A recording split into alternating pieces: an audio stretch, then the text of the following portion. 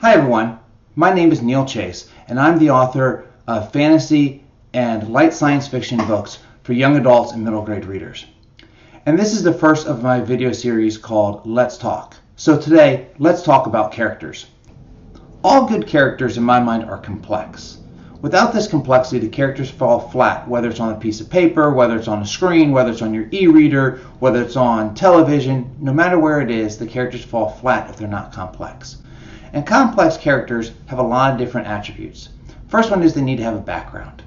And by background, I don't mean just what happens before the story. I also mean what happens after the story and in between gaps in the story. By that, if you have a scene that ends one time and then suddenly the next scene picks up 3 months later, what happens in those 3 months span? That will affect the character. It may not be important enough to put in the story itself, but you as the author or the film producer need to know what happened, because that's going to affect your character. A good background will include all kinds of things, not just where the person grew up, were they rich, were they poor, have they ever had any serious injuries, do they have good friends, have they ever had any losses. All of that will affect your character, and that's a very important thing to know. Most of that never gets its way into a story. It is just in the creator's head, but it helps fill out the character and the way the character acts. Good characters also have beliefs and convictions. They need to have things that they feel strongly about. And it can be anything. It can be right, wrong, good, bad. It can be religious views. It can be U.S. versus Soviet Union during the Cold War era. It can be all kinds of things. But they need to have certain things they believe in and certain things they're not willing to compromise. All characters need to have conflicts and goals. When I view goals, I view there are two types of goals. There's the big overall story goal, which is what is the goal for the characters that encompasses the whole story, which is the basis of the story. And then there's also going to be scene or chapter goals, and those are smaller ones. Normally the scene and chapter goals grow and help the main character reach the story goal. They don't always have to, because it could be a little sub goal or subplot going on there, but every time the character should have a goal. When you're writing a scene or a chapter, you want to think about what is your character's goal for that scene and chapter. How is that short-term goal going to affect the long-term story goal? You want to make them consistent. You don't want them having this short-term goal that contradicts their long-term goal.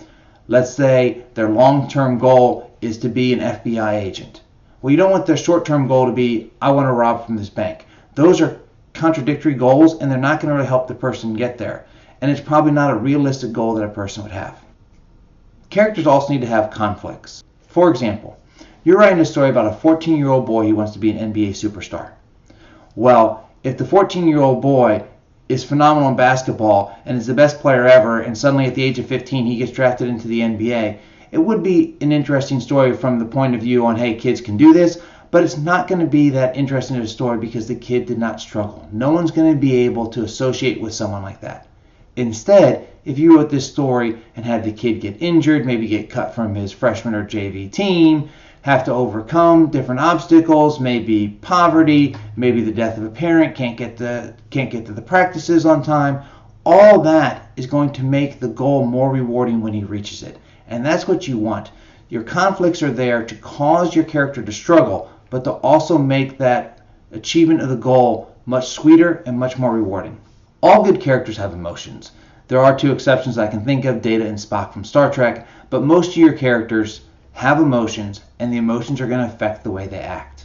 So if they're happy, they're going to act differently than if they're sad or depressed or glum. You want your characters to act accordingly. And make sure your characters have the full range of emotions unless there's a reason that they don't. It could be possible that your character doesn't feel certain emotions, which is fine, but you want to make your character act accordingly to how those emotions are. All good characters have flaws. The reason for this is it's real hard for someone watching a television show or movie or reading a book to associate with a character who's perfect. The reader, the television movie watcher isn't perfect, and they want their character to not be perfect. And there's really two types of flaws. You have minor flaws and major flaws. A minor flaw is something that's not really going to get too much in the way of the story goal. Could get in the way of some chapter goals, but it's really not going to affect the story goal. For example, biting fingernails could be a minor flaw. it's not really going to affect your overall story goal unless your story goal is to be some sort of fingernail polish model. It may affect the chapter or scene goals, but even that it probably won't. However, it could also be a more major flaw. Let's say your character's goal is to be a high wire acrobat, but their flaw is they're deathly afraid of heights. That is a major flaw. You wouldn't view it as a flaw in most situations, but in that situation, that is a major flaw. It's also going to be a major conflict. And flaws like that really make the character whole and make us be able to sympathize with them and associate with them more. So when you're designing your characters, think of their flaws, their major and their minor flaws, and make sure they're in your story. Another thing to think about when you're designing characters is how they're going to interact with other people, other characters, or objects in your story. For example, a character may interact one way when someone's watching and a different way when they're not watching. That's important to know because that's going to affect the overall design of your character. All good characters are also unique. By that I mean they shouldn't be similar to anyone else in your story. For example, Harry Potter, who is a wizard, is different than the other wizards in his story. Even though there are a bunch of other wizards, they're not the same. And that is what you want.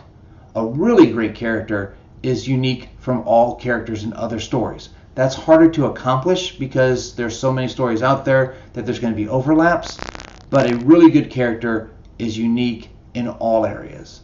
But from a more achievable goal, you want that character unique within your story, your book, your television show, your movie. That's what you're looking for, are unique characters.